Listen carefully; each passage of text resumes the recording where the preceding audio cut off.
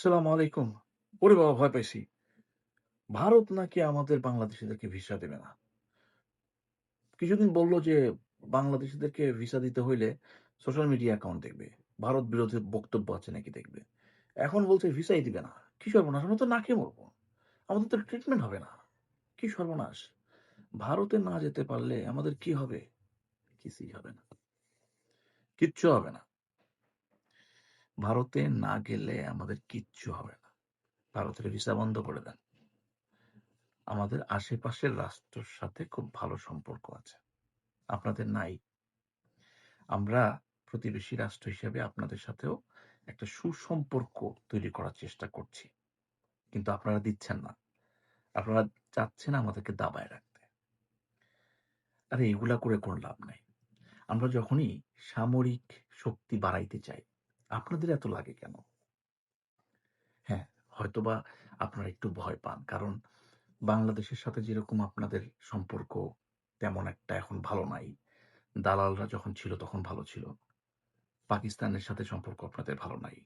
আপনাদের সম্পর্ক ভালো নাই চায়নার সাথে। চায়নার সাথে আমাদের সম্পর্ক খুব ভালো।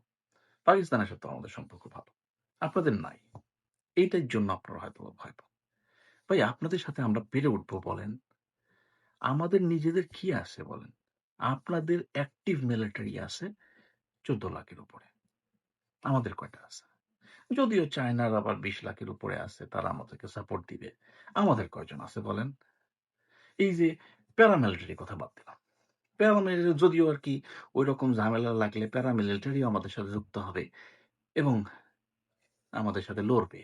আমাদের জন্য বাংলাদেশীরা শুধু অ্যাক্টিভ মিলিটারি তো না, প্যারামিলিটারি তো আমাদেরই। এবং সাধারণ জনতা কত মানুষ একসাথে লড়বে এটা তো আপনারা বুঝেনই।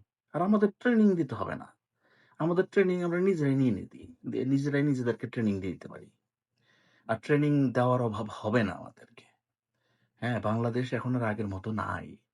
হ্যাঁ, বাংলাদেশ আগের মতো নাই। তো আপনারা হয়তোবা এটার জন্য ভয় পান। দেখেন, মিলিটারিতে মিলিটারি সামরিক যেই সক্ষমতা বাড়ানোর চেষ্টা করছি আমরা, এটা একটু পজিটিভলি নেন। আপনাদের কোনো ক্ষতি করছি না। আপনাদেরকে আমরা কিছু করার ক্ষমতা এখনো রাখি না। আমাদেরকে একটু সক্ষমতা অর্জন করতে দেন। যাতে আমাদেরকে কেউ অ্যাটাক না করতে পারে। আপনারা ওই আকাশপথে টুকি-ঝুঁকি না দিতে পারেন।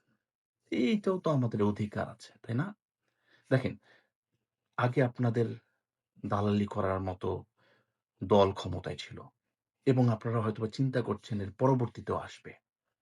বাংলার মাটিতে দালালি করা আপনাদের দালালি করা কোনো দল আর আসতে দেওয়া হবে না। যদি আসতে দেওয়া হয় তাহলে আমার দেশের মানুষের কিসমত খারাপ আছে। আমরা চাই না আপনাদের দালালি করা মানুষগুলা আর কোনোদিন বাংলাদেশে ক্ষমতায় আসে। এখন বাংলাদেশ মানুষ কি চায়? আমার আমার বিশ্বাস দেখেন বাংলাদেশের মানুষ অবশ্যই এটা চায়। আপনাদের দালাল খুব কম আছে। এই যে বিভিন্ন পোস্ট দেখেন আপনারা, ওই পোস্টের কমেন্টস দেখলেই তো বোঝা যায়। আপনাদের দালালি করা মানুষের সংখ্যা অনেক কম এবং এইগুলাকে বাংলাদেশ থেকে হটাইতে হবে। এইগুলার জন্য বাংলাদেশের উন্নয়ন এখন পর্যন্ত থেমে আছে। এটা থেমে থাকতে পারবে না ইনশাআল্লাহ। আপনারা যা, যা বন্ধ করা দরকার করেন।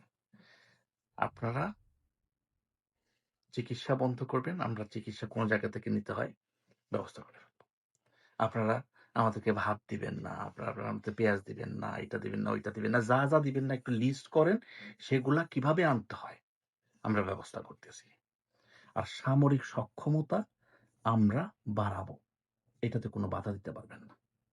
যদি বাধা দেন তাহলে আমরা ঐক্য গঠন করব। কাদের, কাদের সাথে ঐক্য গঠন করব ভালো মতোই আপনারা জানেন। সুতরাং একটু শান্ত থাকেন। আপনাদের সাথে একটা সুসম্পর্ক আমরা তৈরি করতে চাই। সেইটাতে আগায় আসেন। আর দাবায় রাখার চিন্তা কইরেন না। পারবেন।